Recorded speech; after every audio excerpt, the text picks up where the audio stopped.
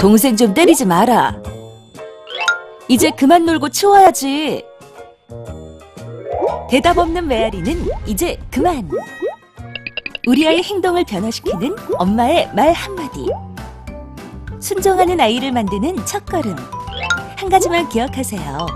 단호하고 직접적인 긍정문으로 명령하기.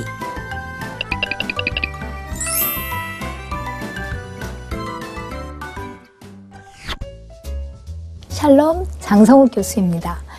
순종하는 아이 만들기 첫 번째, 아이 눈높이에서 지시하세요. 이때 엄마는 긍정어로 명령해야 합니다.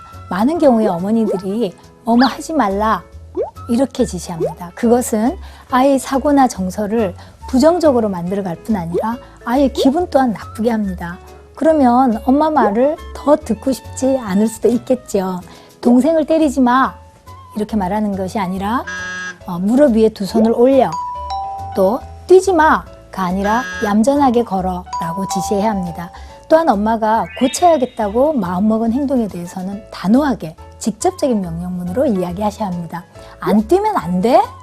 제발 좀 뛰지 말자. 이런 식의 간접적인 명령은 나쁜 버릇을 고치는 데는 효과가 없습니다. 아이가 해야 할 행동을 구체적으로 지시하는 것도 매우 중요합니다. 장난감을 치워라 말하는 것보다는 레고는 레고통에 넣어, 가방은 가방거리에 걸어 이런 식으로 말입니다. 아이들은 개념이 체계화되어가는 과정에 있거든요. 그래서 엄마가 구체적으로 말해줄 때 순종하기도 쉽고 또 사고가 체계적으로 성장하는 데 도움이 됩니다. 순종하는 아이 만들기 두 번째, 명령은 한 번에 한 개씩만 하세요. 레고는 레고통에 넣고, 책은 책꽂이에 꽂고, 옷은 옷걸이에 걸고 이런 식으로 여러 개를 한꺼번에 명령을 하면 아이들이 명령 수행하기가 참 어렵습니다. 중요한 명령일수록 반드시 또 아이의 눈을 보면서 명령을 해야 합니다. 아이들이요, 못 들었어요 이렇게 말할 때가 많지요. 진짜일 수도 있고요. 또는 말을 안 듣기 위해서 상습적으로 거짓말할 수도 있습니다. 그래서 처음부터 확실하게 해가지고 아이의 상습적인 나쁜 버릇을 미리 막는 거죠. 또한 엄마의 감정을 최대한으로 자제하시고요. 평소의 목소리 톤을 유지하는 것도 중요합니다. 공포의 분위기로 말을 듣게 하는 것은 잠시의 효과만 있을 뿐이고요. 비인격적인 훈육이기 때문에 좋지 않습니다. 순종하는 아이 만들기 세 번째, 지시나 명령을 한 후에 망설이지 말고 하나, 둘, 셋을 외치세요. 만약에 명령을 내렸다면 아이의 반응을 볼 필요도 없고 또 두세 번 잔소리할 필요도 없이 그냥 하나, 둘, 셋을 세십시오. 이때 손가락이 동원된다면 보다 효과적이 됩니다.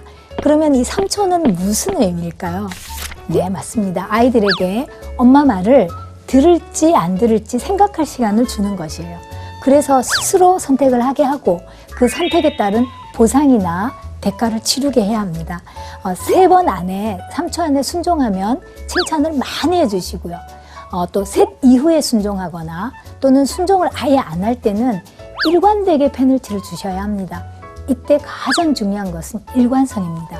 하나, 둘, 셋, 속도도 일정하게 일관성 있게 하셔야 하고요. 또 엄마의 기분이 좋을 때는요, 인심 쓰듯이 천천히 하나, 둘 이렇게 천천히 세고, 기분 나쁠 때는 하나, 둘, 셋 이렇게 재빨리 세는 것은 나쁜 행동을 고치는 일을 포기하는 지름길입니다. 하나, 둘, 둘의 반, 둘의 반의 반 이런 건 절대로 하시면 안 됩니다. 그래서 결국은 셋까지 못 세고 어휴 그래 이번 한 번만 봐준다 라고 말하는 어머니들 계시지요. 아이는 그런 마음 약한 엄마에 대해서 너무나 잘 알고 있어요. 내가 끝까지 버티면 엄마는 또 봐줄 거야.